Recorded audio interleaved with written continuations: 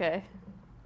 Okay. Thanks, Dan. Back. So we were just talking about some of the famous network notes that were given to The Simpsons over the years. There was a mandate from Jim Brooks, if I understand, that there would be no network notes. Yeah, but Jim there would said be. there. I think that's the way he had.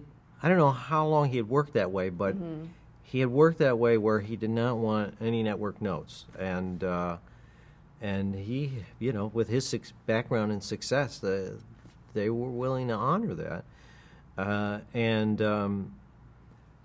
so that really is, and most writers will say they really have, it helps them a great deal because it's already tough enough to write a show and make it, good. But then when you have to and network notes isn't just like from one person, it's from five, and sometimes they're contradictory. And a lot of times the network notes are sometimes more marketing concerned than they are about what the story is about. And like to say, well, this should appeal to housewives, so let's make it more like about this or whatever it is. So they didn't have that hindrance, to do it. Now, occasionally, I guess some networks will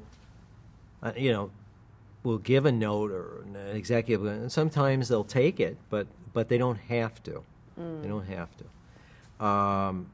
Whereas, and then we're talking about standards and practice, but we will have to take notes from standards and practice, and sometimes take things out or do something. One time, it was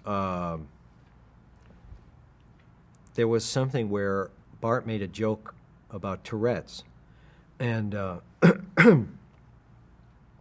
something about he had to be excused because he's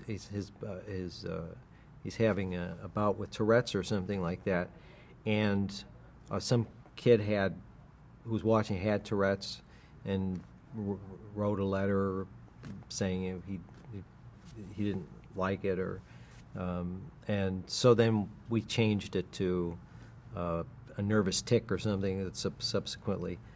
But there was one I was telling you about. Matt I can't remember a number of them, but one I do remember was Matt read, although we know it is a fantasy, would you please not have Bart hold a machine gun on Santa Claus while he's robbing his sleigh? Slight adjustment. Yeah, which they ignored. Huh. Most of the notes that Matt was reading were ones they ignored. And what about all the digs at Fox itself? Are those just... Yeah, there were a few times where we're like taking shots at like Fox News and stuff, or they didn't like it, but they ignored it. And on top of which, I think that like some network executives had problems with it, but like Rupert Murdoch, I don't think had a problem with it because he loves the show. So, and I guess it also makes Fox look like good sports if we take shots at our own network. But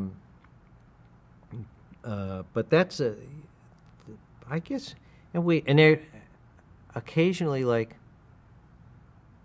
yeah, we'll make jokes about it. I think Fox kind of gave up on that and said, and it makes Fox look like they're cool about the fact that they're, we take shots at the network. So they like to think so. Yeah. In 1992, you won your, I believe, first Emmy for Outstanding Voiceover Performance with Lisa's Pony.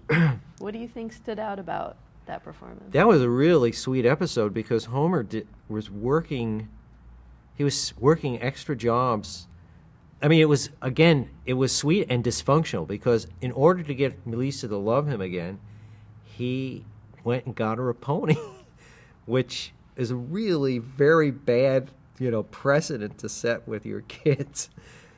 And on top of which is like, but at the same token, it showed Homer's love because he not only got her a pony, he had to work 2 or 3 jobs, and he had to work for Apu, and he had to be subjected to, and Apu humiliated him, and to the point where like Bart, I guess, he had to be nice to all the customers, and Bart gave him a hard time, and eventually like Lisa saw what Homer went through to get her the pony, so that she stopped being angry with him, and he, and she got actually let go of the pony because she realized how much an expense. But it was a very sweet episode, and showed Homer as in his own way of trying to be a good father. And I think that's to be admired. That the thing is that what's interesting is he's incredibly flawed, but he's trying in his own way to actually make things right. Mm. And I think that year was the first year they gave out Emmys to voiceover for prime time. I'm not sure. And there were 6 awards given, and they were all Simpsons. It was me, Julie Kavner, Yardley Smith, Nancy Cartwright, Marcia Wallace plays Mrs. Krabappel, and then Jackie Mason as Reverend Krastofsky, Krusty's father. Oh, that was a great episode, Yeah. too. Let's just talk about some of the fan favorite episodes, and maybe if you could talk a little about why you think they stood out and made an impact with the fans. The first one, Stark Raving Dad. Do you remember that one? Early 1991. Oh yeah, that was Michael Jackson. That was the first.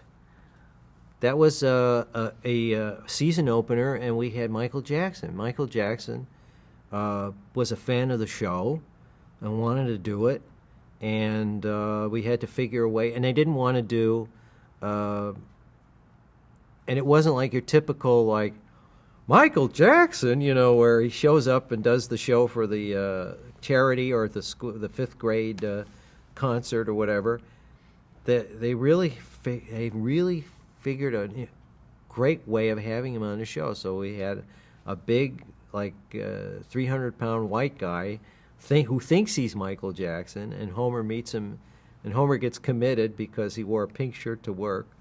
It was such an odd, and then on top, odd show. And the story was great because even though he was this crazy guy who thought he was Michael Jackson, he actually helped Bart write a song for Lisa's birthday. So it really was a great.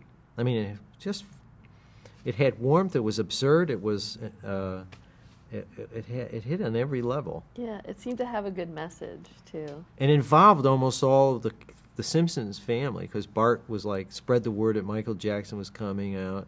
Lisa was worried about her birthday. Homer, didn't know who Michael Jackson was, but just thought it was that guy, Did Michael Jackson come to the table read? Yes, he was there for the. He was. He was there for the table read. What's funny was, he was actually at his manager's house was the first table read, and I can't remember why the time was. I got mixed up about the time, but I was supposed to be there at a certain time, and I thought I had more time.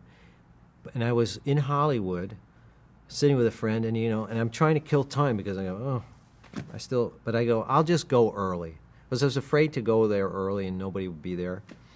But I said, I'm just going to go early because I can't kill any more time. Well, it turned out I was a half hour late, and I walk in there, and I said, I made a joke. I said, I'm sorry I'm late. It's a good thing I decided to show up early, and we did the thing, and they told me later that Michael Jackson had timed it so that he could sit down at the table and read, because he didn't want to sit and talk with other people. He's that shy. And so he sat down at the specific time, and I wasn't there. And they said there was a whole half hour nobody said anything. It was like really quiet. And everybody was mad at me because there was like a half hour of this discomfort at the table. Wow, this is why you need a cell phone. Yeah. At those times, it was 1991. Yeah. Yeah, 91. But anyway, it went off fine. It went off, and he came in the studio and recorded with us. And he liked how he had no problem with how he was seen, or no, and he of course he wound up like producing a few songs on the Simpsons album the Bart Oh, man. right. Yeah. Yeah. Nice. Mr. Plow. And Mr. Plow, that was my second. And that was, Homer and Barney, two good friends competing with each other. Like Barney actually getting the idea of plowing, having a plowing business to the point where it really wrecked their friendship. But that had a lot of funny stuff in where Homer made a late night commercial and Bart like asked him if he's licensed and bonded by the city, and Homer said, "Shut up, boy!" right on the commercial. And of course it was me playing both parts, so that's probably why that was a tour de force. And it has the famous jingle, "Mr. Plow, that's my name. My name again is Mr. Plow," and Toe tapping. it just I don't know why that stuck out so much for the fans, but I do know I got an Emmy award for that one. Who Shot Mr. Burns? Oh yeah, well that was the two-parter kind of to parody the Who Shot JR, and that was at the time Josh Weinstein and Bill Oakley were running the show, and it actually had a contest that people had to figure out who were the suspects. And it was a pretty good, well done mystery on top of that, and it was a rare, only Simpson two-part episode that, and it involved all of the characters, and we had a lot of parodies in there. We had like a couple of nods to Twin Peaks in that one, and it really was Mr. Burns as his evilest, his most evil, diabolical character. Did they have to keep it under wraps with the big mystery? Yeah, we had, and I actually figured it out right from the table read. I said, "Is it Maggie?" And they go, "That's interesting." They wouldn't let on, but. I don't know what the name of the episode is. We don't have it here, but the Mr. Sparkle. When Oh Homer's yeah, face that was is- really funny. How weird was that? How did that all come about? I don't know how that story came about. There was that was the story. There was two stories, but because Homer went to the dump and found out about Mr. Sparkle, and I think what was really stood out was the fact that, again, a lot of Simpson writer guys are really like into bizarre things, pop culture things, and the fact that they showed a Japanese, authentically goofy Japanese commercial was really brilliant. I mean, you'd never seen anything like that on other shows, and it was just so intelligently written. Even when they had like the Japanese businessman, he gets a tape from the Mr. Sparkle Company, and they think that he wants to be a distributor in the United States. And he says, "Hello, American businessman. So you want to distribute to Mr. Sparkle in your prefect or something." It was just so I don't know what to say, well observed or something. And then they show the commercial, and Homer never figures it out until the very end when the logos come together. There's a couple of episodes where the Simpsons have traveled to other countries. What's your sense of their popularity? Sorry? Oh, we have to cut? Run out of tape?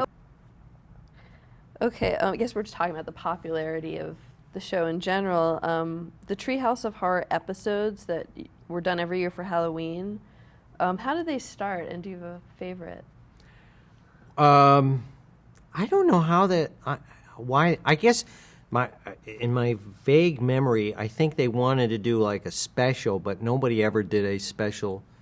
Very rarely they ever do a special Halloween show. It's usually a Christmas special.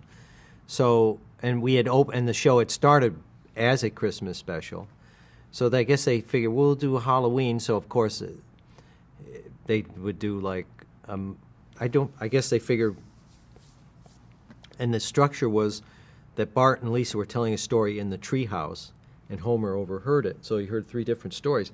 Now, I don't know whether or not that was their intent to do that every year, but it became so. I guess there was such a big response, and it becomes our biggest rating. Sometimes comes from the Treehouse of Horrors. So it's kind of a fun thing because they kind of move out of the reality of the Simpson world into an alternate reality. And of course, the thing is, you can always tell is like it's the Simpsons is not real, is if King and Kodos make an appearance, then you know it's not the Simpsons reality. It's like Halloween reality. Or, Yeah. But I mean, one of the early ones that were really, I remember the stories like the one where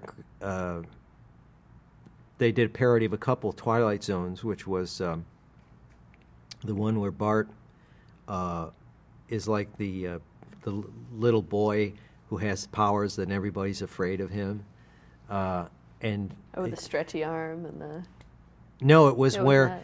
You remember the Twilight Zone where Bill Mummy... Well, they made a movie of it where the boy had such powers they put cartoons on 24 hours a day, and the adults would always do whatever he said. Right, to appease him. To appease him.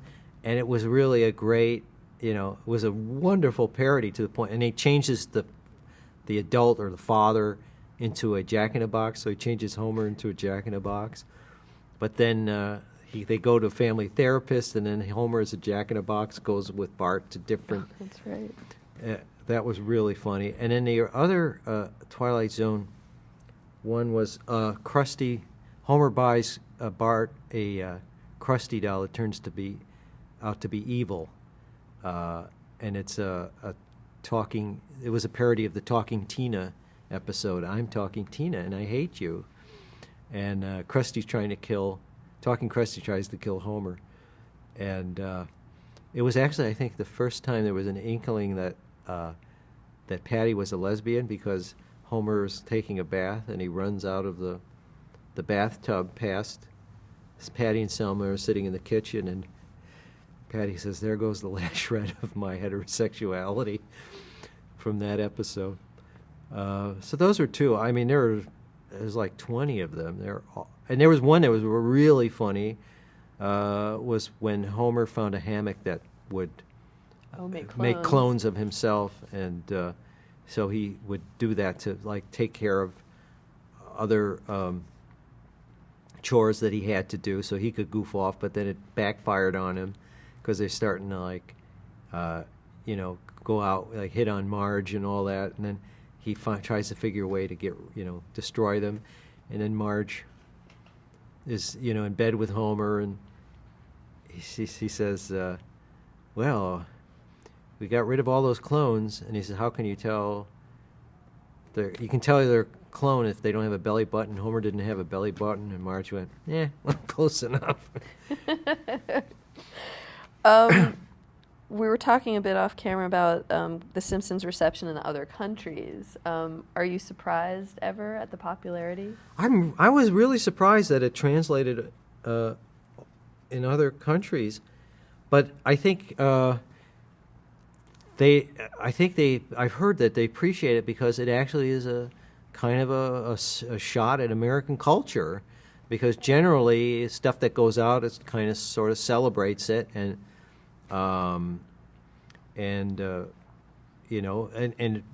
Europe and Asia and all that, like they do like American pop culture and stuff, but I think also like America tries to project itself as this perfect, shining light of the world, and I think the other countries are like want to see some of the flaws, and so we're showing flaws in American culture and American society, so forth. So I think that's why they like it, because they get a kick out of that.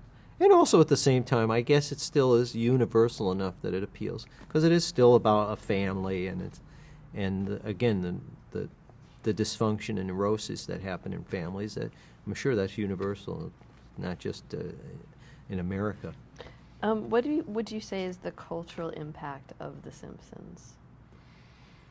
I think it certainly has changed. I think it's influenced a lot of comedy since it's come. I kind of see it to a certain extent in The Daily Show and a lot of the sitcoms and even in a lot of the movies. I think The Simpsons kind of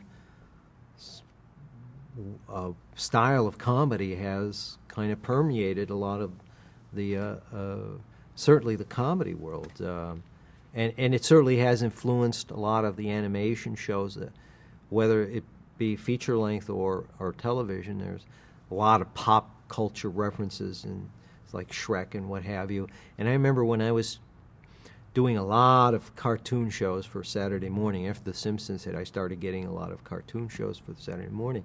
And there was like the level of writing kind of rose up. It was a little smarter, a little bit more sophisticated. A lot of people saw that cartoons could be sophisticated. Kids could enjoy it, could get it. You mentioned, about Patty and Selma and whether or not they're lesbians, or there's always been the question with Mr. Smithers. And the show's danced a lot around very sensitive topics, but with making, it okay because I guess it's through humor. Could you talk a bit about the effect that something like 9/11 had on the writing staff or on the show and how it was dealt with? It affected one episode, which was Homer versus New York. We didn't show that episode for a long time because there was a huge scene that took place right at the World Trade Center. Homer was literally parked in the middle of the World Trade Center. I remember. And there was like a joke about two guys screaming at each other from both towers, So for a long time, and it was a very funny episode. It was one of my favorite episodes. And for a long time, because of that association, we didn't show that episode. In terms of, and we used to take shots at presidents. We've been a long time. We took shots at presidents from first Bush the first Clinton, and then after 9/11, we kind of laid off Bush for a while because people were like way behind him and so forth, and so we didn't want to, the writing staff didn't want to get tangled up in that, so they kind of backed off on taking shots at that president for a while, and then after a while, as things calmed down, then we started, taking shots at him. That certainly affected. I think one of the staff members actually had a relative who died in one of the towers. That has been, it's definitely touched, everybody in one way or another. So, but those were the two things that like really, that I can remember had an effect on the show. But even then, we were still, after a while, as somebody said irony was dead or something like that, and it was, no, irony was quite alive, as we subsequently saw afterward. So we continued and actually dealt with in the Halloween episode about the Iraq War, when King and Codis invaded Springfield, and they made references to it and saying that we thought they were going to greet us with candy and flowers or something like that. They says they were harboring weapons of mass disintegration and all that, and they said, I can't remember, and they said, and then they said it's turned out a lot like it has been in Iraq. They finally just hit the nail on the head. But pretty much nothing else off limits, would you say? Yeah, those guys will. Yeah, and there have been fights and standards and practice with some, and they will, for the most part, we've not backed off on a lot of subject matter, and on top of which we can get away with things because we are a cartoon that maybe a live action show couldn't do. I just want to take a few minutes to talk about some of your co-stars. Okay.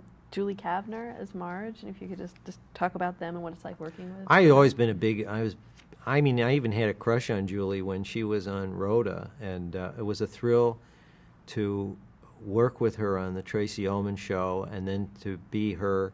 It's funny, is like you have a crush on an actress, and you wind up being married to her on television, you know. And Julie is always a great. She's willing to try anything. She wants to so badly to make anything good, and she always engages actors. And she was never, you know, I used to always love rehearsing with Julie on.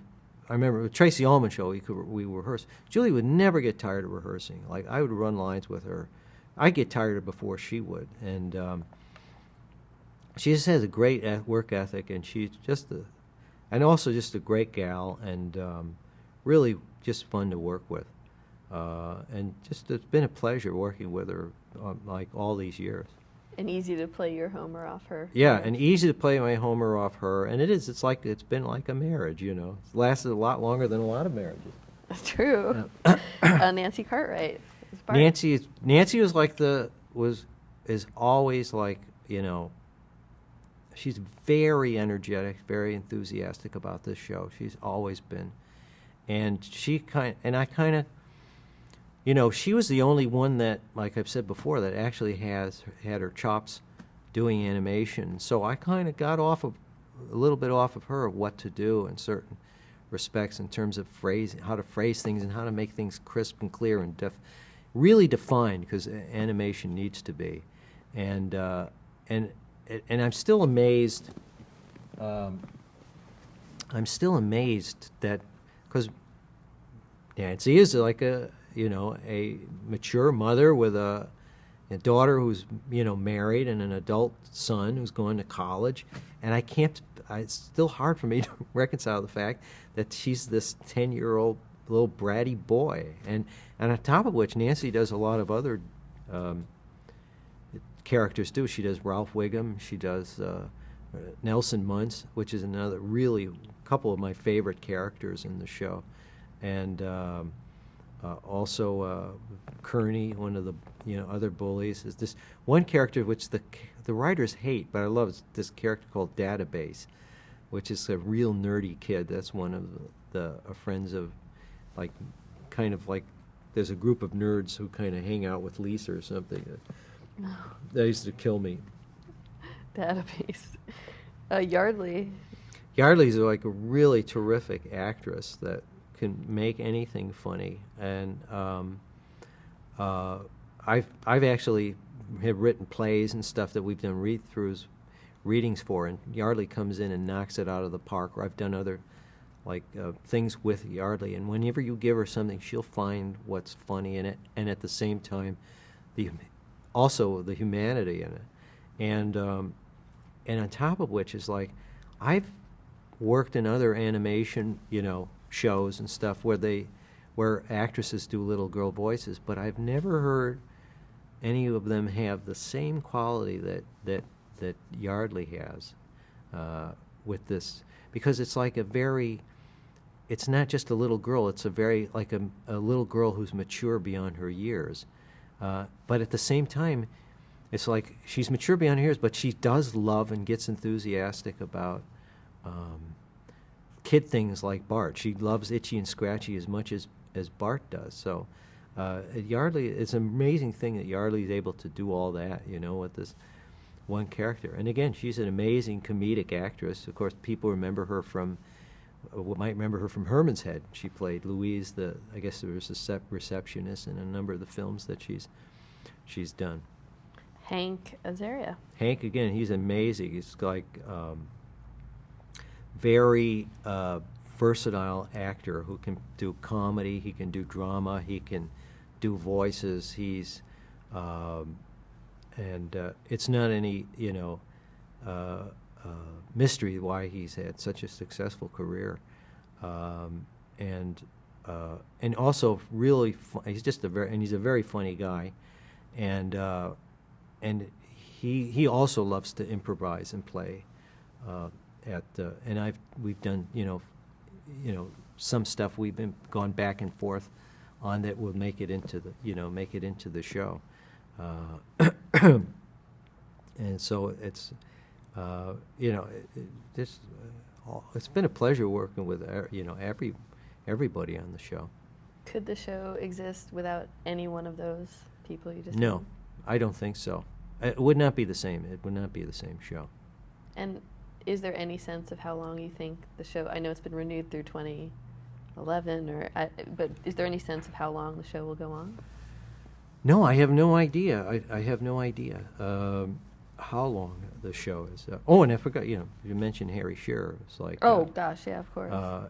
Harry's. Harry's like one of the most brilliant satirists in the country, I think, and also his take on like news guys and stuff has really served the show well, because his take on Dan Rather or just like Kent Brockman, he's brought a dimension to the show that really has opened it up, because he can do takes on all kinds of media, because he's such a student of all that. And Ned Flanders and then on top of that, he can still do Yeah. like really funny, just everyday characters. And Harry does probably the most regular characters on the show. I'd say, like Hank does about 10, I do about 10, Nancy about 10. But Harry does probably anywhere 15 to 20 regular characters on the show. What would you say is the legacy of The Simpsons? I would have to say that it's. I guess it kind of like opened up comedy writing to, I guess, aspects of family life that weren't explored as much, before, it went on. I guess probably like Roseanne did that same thing, which, but they did it with the family, whereas The Simpsons sort of started with the family and then it's kind of extended out into the community and the society and, at large, because not only was The Simpsons like parody of the family, but it parodies the American small town. It kind of was a bit of a send-up of like Leave It to Beaver or A Father Knows Best, where it's like you see a family in a kind of a small town community, and in television, especially in the 50s and 60s, that kind of community and structure was presented in a certain way. And here we kind of took the mickey out of it and saying, well, it's not really the way it's portrayed on television, folks. There's a lot of flaws in it, and they really go dark sometimes with like the way, like I said, with the way the mayor is and the way the neighbors are and the way the schools are run, and it's kind of like again trying to get to a certain kind of truth. The commercial appeal of the show, the merchandising of the show. What's been your involvement, if at all, with? Well, anytime there's they need our voices, we've done the voices for the ride, for greeting cards, for talking dolls and so forth like that. So, and it's kind of it's become a way huge. It's Oh yeah. there's stuff there that's been licensed in Europe that I've never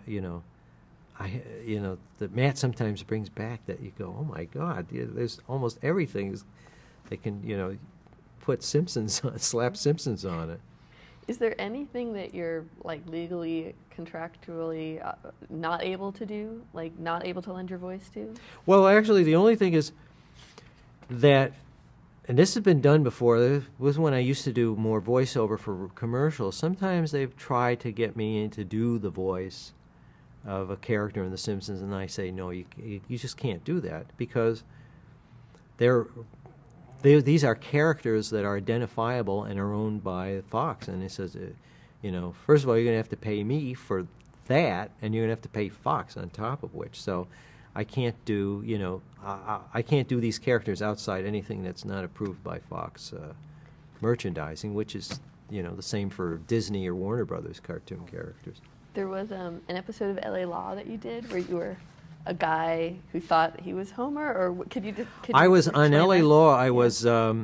This was a really funny kind of guest spot, because usually I don't want to associate myself on camera as the voice of Homer Simpson, but this was so cool that I had to do it. And I was a guy who was one of those walk-around characters at a theme park, and I was I forgot the name of the actor who played my lawyer on that. I'll probably remember it many years later. But Corbin Burnson. Oh, Corbin sure. Burnson played my lawyer because he wanted to get into entertainment law, and so they gave me over to him as his first case. And he walks in, and there in the waiting room is Homer Simpson. I'm in the Homer Simpson suit, and I was suing to get my job back because I had taken the head off in public, and you're not supposed to do that. That's like, I remember that came from, they said that about Disney characters. You can't take your head off in public and have the kid and traumatize the kid. But I said it was because they hadn't given me a break. It was hot, and I was starting to become ill, and I had to take the head off. So I played a guy who plays the walk-around character, and of course, none of the characters ever really do the voice, but for the purposes of the show, they had me talk like him. And so Fox had to okay that. Oh, yeah. And it was a Fox, I don't know if it was a Fox show or it was on the Fox network. I can't remember L.A. Law. But it was, all they had to do was ask Matt if it was okay, it was cool with him if they used the Simpsons character. That's great that they Yeah. got. Let's talk about some of your other non-Simpsons work. Moving right along. 1991, you co-starred in the ABC show Sibs. Sibs, yeah. Could you talk about the premise of the show and your character on that? That was a show with Marcia Mason and Alex Rocco, Margaret Collin, and Jamie Gertz. And it was Heidi Perlman created it. And it was about Marcia worked at a business management company. And the boss died, and it was I played one of the accountants who worked there. He was my uncle, and I figured I was going to be become the boss, and it turned out that my uncle preferred her to be the boss, so she became my boss, and so she has to run this financial management firm, and on top of which she has two sisters played by Margaret and Jamie, and they're both in crisis. One has to actually move back in with her, or I think both of them. I can't remember exactly what it was, but they were. So that was happening, and her husband was not happy about it, so she had to balance all of this. And I thought it was we did one season of it, but this show had bad luck after bad luck. I think one night it aired during the L.A. There was an earthquake during L.A. and then the other one I think was the riots. I think the L.A. riots or something. So it only aired 6 shows, although we shot a full 22 season. And I thought it was a very good show. I thought it was a really funny show, and I liked the character I played. He was kind of a very malevolent kind of jerk, that was resentful of Marcia but had to be nice, to her. And it would have been fun. I thought it was a very well written. And of course, it was almost the same kind of crew that had written Tracy Ullman and Taxi and Cheers were working on that. But totally scripted, and how was that difference for you? Scripted versus Ullman was more. It was okay. I was fine with it. You didn't have as much leeway in terms of improvising that I did even with this Tracy show, because it was sketch oriented and it was sort of like disposable.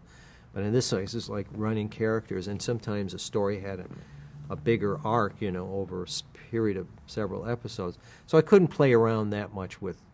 There was a few things I could do, but again, it was the first season, and we're kind of finding our way,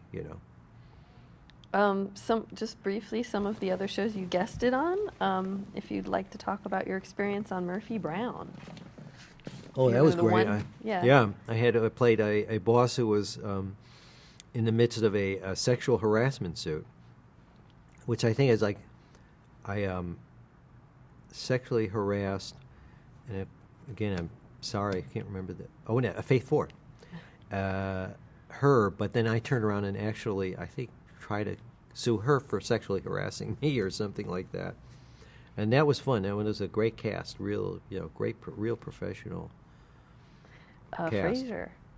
Frasier. I'm a big fan of Cheers and a big fan of that show, and I was glad to at least gotten a spot on that kind of, I don't want to say that whole arc of of the Cheers Frasier kind of run. At least gotten a chance to be a patient of Frasier's for as short as I was, short as it was. And Kelsey, of course, is a friend of the show and has been on, not only, he was guest on the Tracy Ullman show, was where I first met him, and then, of course, he's become a regular, legendary Sideshow Bob. Sideshow Bob and Yeah. to your Sideshow Mel, yeah. Right. How I Met Your Mother? Oh, that was fun. That was a lot of fun. That was, I got to play a homeless guy, $1 Million Milt on that one. And I remember my father going, he still gives me pointers on acting, and he goes, you need a more 5 o'clock shadow. He doesn't realize my 5 o'clock shadow is gray, so it doesn't show up on TV as well. Everybody Loves Raymond. Again, what's funny about that is it was written by a fellow I knew back in Chicago, Louis Schneider. I met him doing a commercial, and then when Louis wrote this episode, he had remembered me and put me on it. And then I think about 6 years later or something, he brought me back. He goes, yeah, every 6 years I'm going to have you back on the show. But that's how that came about. Was Great show. Yeah, and I was a big fan of that show. And actually, also oddly enough, I knew Monica, who played the sister-in-law. Boy, I'm so bad. Brad Garrett's wife. And I knew Monica because I did a play with her called American Splendor, and met her husband Phil Rosenthal, and and a while back he was saying he was doing this show, and he actually brought me in to read for the part of the brother. They just re-aired that American Splendor. On radio. Yeah, it was great. In 2004, you played Aaron Spelling in Behind the Camera: The Unauthorized Story of Charlie's Angels. How did that come about? That was, well, I went in and auditioned for it, and I was sort of like, well, all right. I went in and did it. I kind of got a tape of him talking and did as close to what I thought he sounded like. He sort of has kind of a voice like this with a slight Texas accent because he's from Texas. And they liked it, and then they made a gray wig for me. And it was fun because it was like we did all 70s stuff, and I got to meet Bruce Altman, worked with Bruce Altman, who played Leonard Goldberg, and we really hit it off. I still talk to him from time to time. And the most interesting story about that was I got a call from Aaron Spelling. And he called me and actually said he liked how he was kind of worried about it because it was not, he had nothing to do with it, and it was not authorized by him or anybody connected with the show. But he said he was worried, but he actually enjoyed my performance, which is quite a compliment when you get a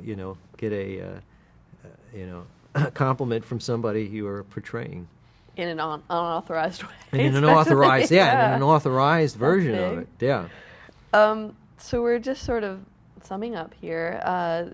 Looking back, what advice might you give someone who was an aspiring actor, just starting off in the business? I think the first thing is you got to. There's so much to say, but the best thing to do is to act, is to try to do it whenever you can, is to do it as much as possible. And also, so do plays in school, and then when you get in college, and take classes, acting classes. I think it helped me to take improv classes, especially if you're going to do television, because things change, and also you're going to have to adapt. And also, a lot of improvisation is the business that you do. It's not just the lines. So you have to, as an actor, be inventive.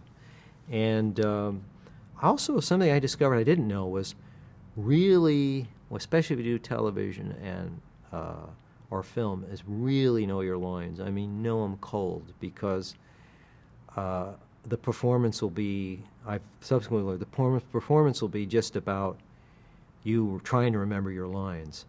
And I remember, because I had problems with that before, I go, well, I never had the problem in plays. I was able to rattle off. I said, yeah, because I had 2 weeks of rehearsal. He said, so I go, I have to do that same kind of preparation that I did for plays, I have to do for movies or television, but I don't get the advantage of having a rehearsal, so I have to do it at home or somewhere, and I have to do it about as much as I can until it becomes second nature.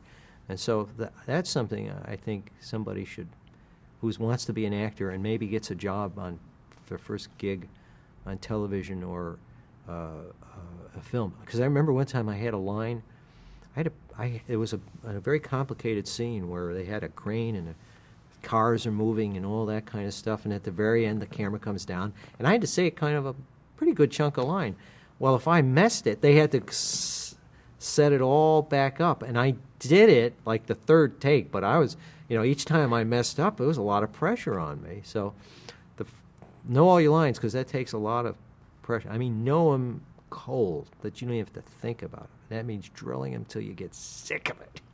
That's something I actually learned that I think is a good advice. In terms of getting in the business or whatever, just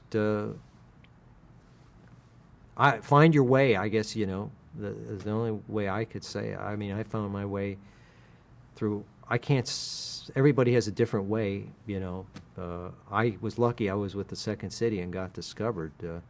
I certainly auditioned for it, and so. What makes a good voiceover actor? I think, again, I think if you should, sometimes people think good voiceover actors are somebody who does a lot of different voices, and there's that kind. But there are some people who just have distinct voices. And they get hired a lot anyway.